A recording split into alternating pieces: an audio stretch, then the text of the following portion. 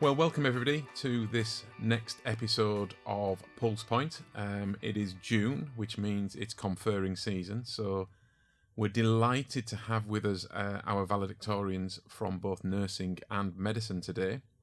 First up, we have Aisha Al Ro, who is our valedictorian from the School of Nursing and Midwifery. So I think the first thing I need to say, Aisha, is congratulations. Thank you so much. So tell me, how do you feel now that you've got to the end of your course and you're now graduating? Actually, there is no word can explain how happy and proud I am for reaching this stage. So after 4 years of hard working and countless hours studying and several challenges, and to be honest, the journey is not easy. But alhamdulillah, I've reached to an end of a challenging chapter, and it is the beginning of a new phase that I'm excited to start, as it is now the time to utilize every single thing that I've learned in RCSI and utilize it and implement it in order to enhance patients and the community health and well-being. Okay, I mean, that's fantastic. So tell me, I mean, you're valedictorian, so you're top of the class.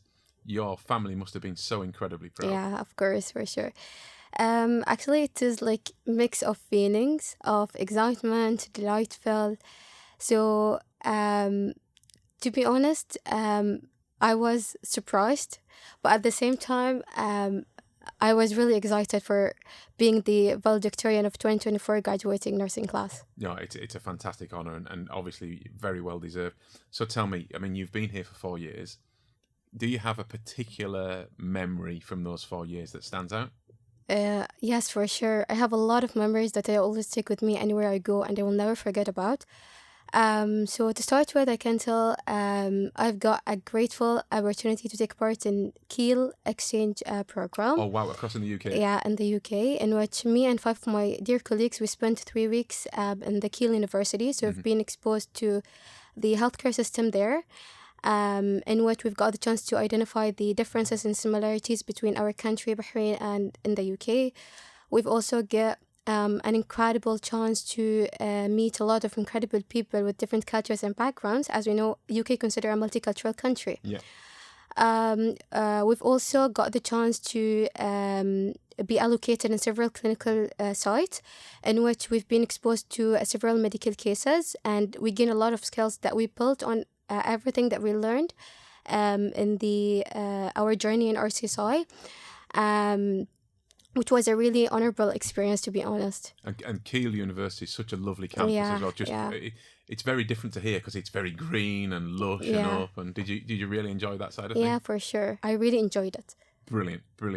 So tell me, is there something that you've learned from your time at RCSI that you will take with you forever, that it will always kind of be there and you'll think back to that point and go, remember this sort of thing? Yeah. I can tell to take an advantage of every single chance that I have in order to improve myself to a better version and to be a nurse, a better nurse who serves her patients' need the greatest. And also to never stop learning, as nursing is a lifelong learning journey. There is always a lot to learn and skills to gain. So learning, I strongly believe that learning is a crucial key in preserving patient safety and enhancing the community health and well-being. Excellent. So do you think maybe at some point in the future you might come back and do the Masters? Yeah, for sure. Excellent. That's really good. And what are your plans after graduation then? Have you are you going straight into work? Or? Yeah, I'm actually sponsored by MKCC Hospital, which is Mohammed bin Khalifa Cardiac Center. Yeah. So I'm going directly there, inshallah. Directly there. A short break before you start or straight into it? Straight into it. Oh my lord. Well, it's wonderful and we really look forward to seeing you at the conferring and very much looking forward to hearing your speech. Inshallah. Thank you for putting your faith and trust in us over the last 4 years. It's been a huge amount of pleasure and a privilege for us to kind of educate all the students that come through RCSI. I know as a non-academic, I kind of don't interface so much with the students, but one of the things I love about my job is coming in every day and kind of seeing that vitality amongst the students and their kind of passion for everything they do. So I really, really hope that you've enjoyed your journey with us, and I hope it continues for many years to come. Thank you, Aisha. Thank you so much.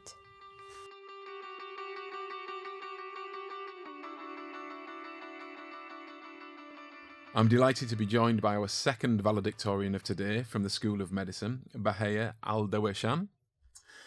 We've been practicing that one quite a bit and I've got there eventually. Baheya, it's lovely to have you here. We've just been chatting before this, and you mentioned that I was one of the first people you met when we kind of signed an agreement 5 years ago, I guess now. So Baheya was the first recipient of the Lieutenant General Dr. Sheikh Mohammed bin Abdullah Al Khalifa Scholarship, which is a scholarship that RCSI offers in the name of Sheikh Mohammed. To a particularly talented individual each year. It's quite a thorough process that you have to go through in order to be a recipient. And Baheya, you were the first recipient of that back in 2019. Just before COVID then. Yes. Oh wow. And Baheya, before I kind of go on to ask you a few other questions, in terms of receiving the scholarship, how did that make you feel? Did it kind of set expectations? Were your family proud of it? How was that? I actually remember the very day that I got the email that I had received the scholarship. And I don't think I've jumped quite as high as I did on that day. The interviewing process and the application process was very rigorous. And my interview lasted, I think, around 45 minutes. Okay. It was a 45-minute long interview. And getting that kind of recognition from this university, one that I have dreamt of being a part of for so long, it was a badge of honor that I knew that I carried with pride. And I also knew that I, as the first recipient, had to kind of prove to everyone that I was chosen based on merit, based on certain standards.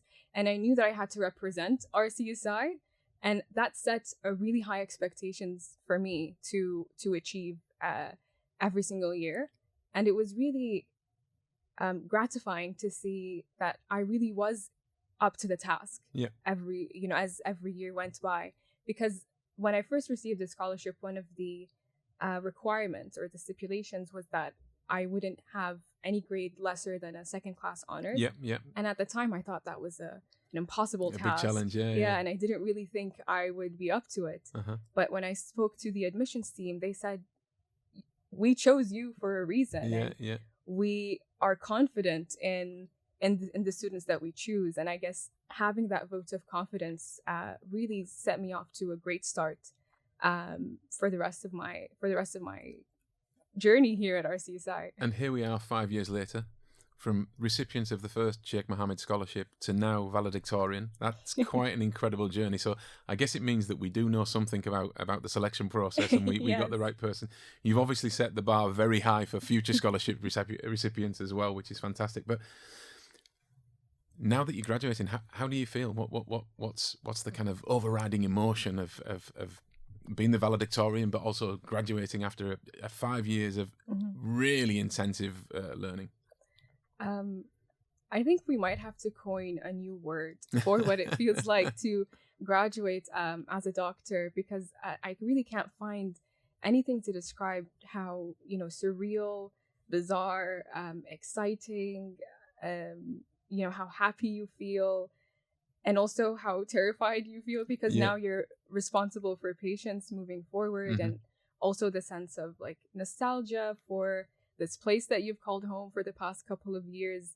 It really is something that I'm so grateful to have the opportunity to experience. The day of my long case exams, the bell rang and we were supposed to leave the examination hall, and it was my last exam ever as a medical student.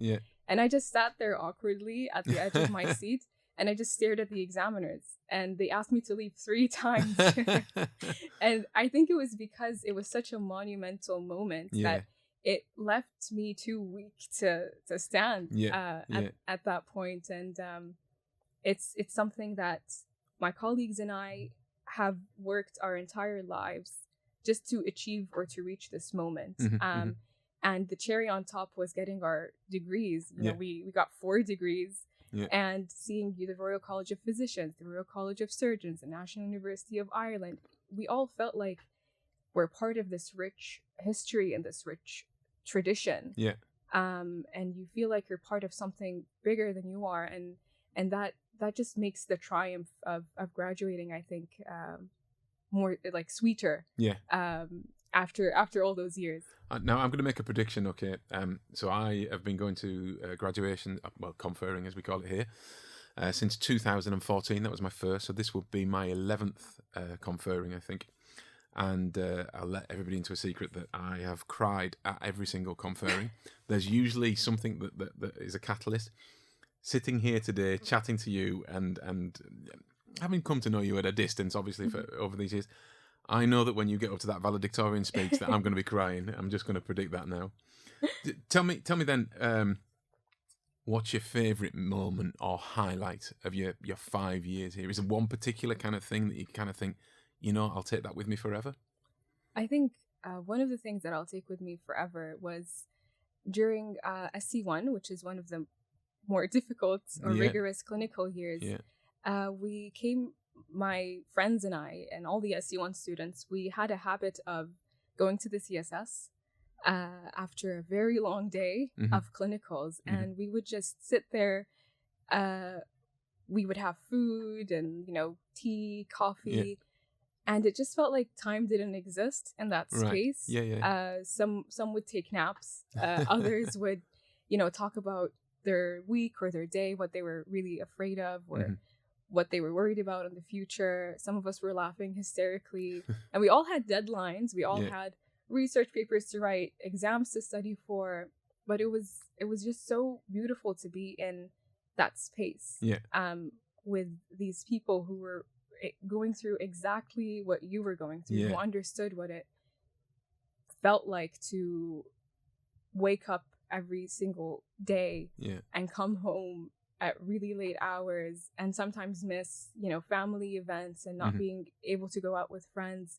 So I think that community, that sense of community is something that I really just want to experience as an RCSI student just one more time, because it really was beautiful, and it was one of the reasons why I was able to make it through the clinical years. It was that tight-knit community, and I think the RCSI Bahrain campus after 4 p.m. is a magical place because it really is. Is that because I've left?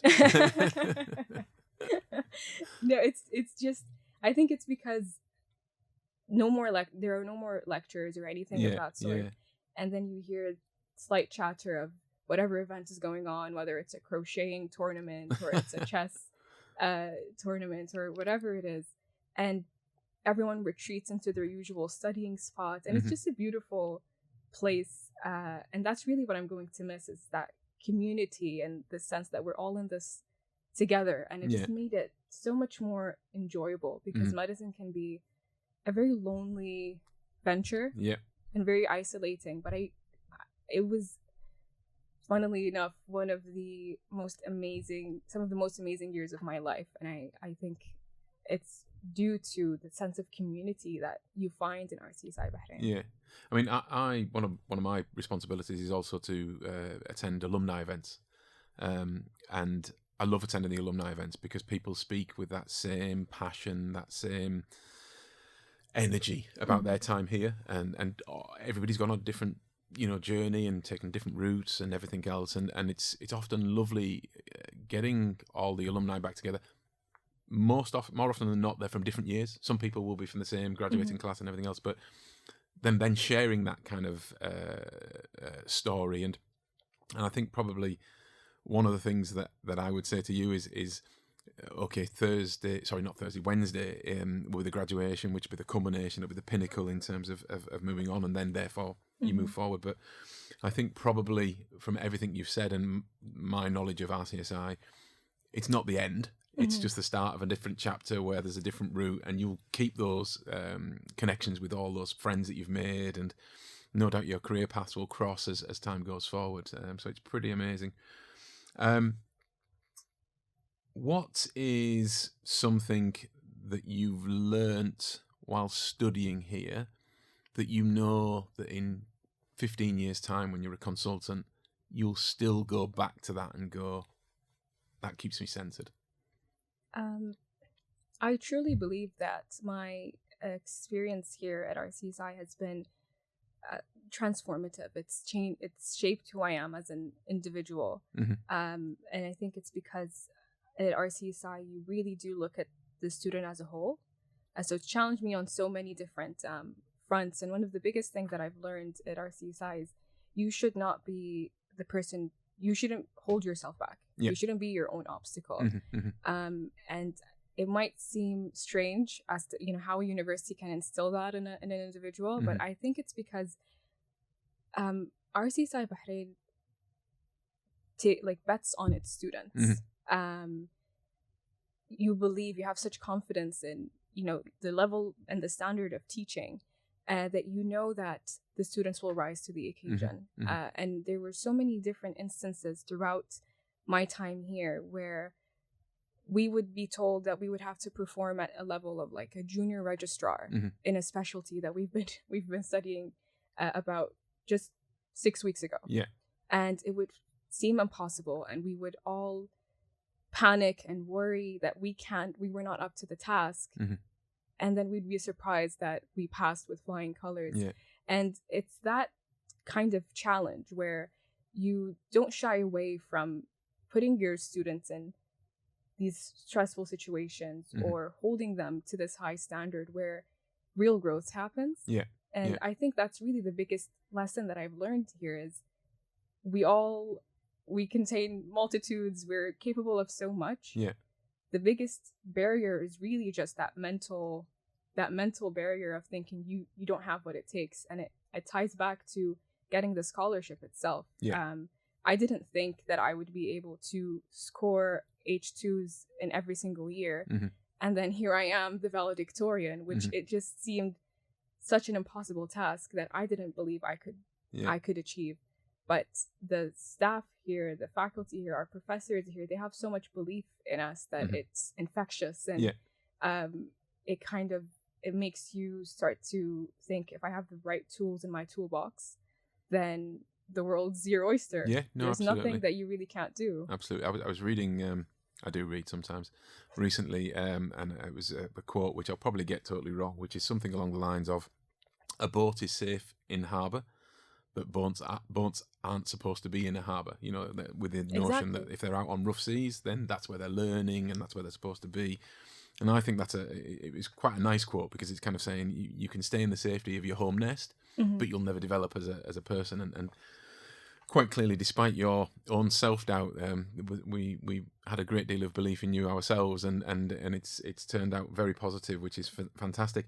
So I'm going to ask you about your plans after graduation, but just before I ask you about your plans after graduation, tell me what this kind of means to your family. So I'm a dad. My daughter, inshallah, will graduate this year.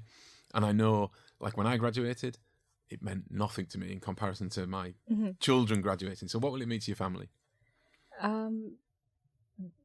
It really is their achievement. You know, all that I am and all that I have achieved is because of my family.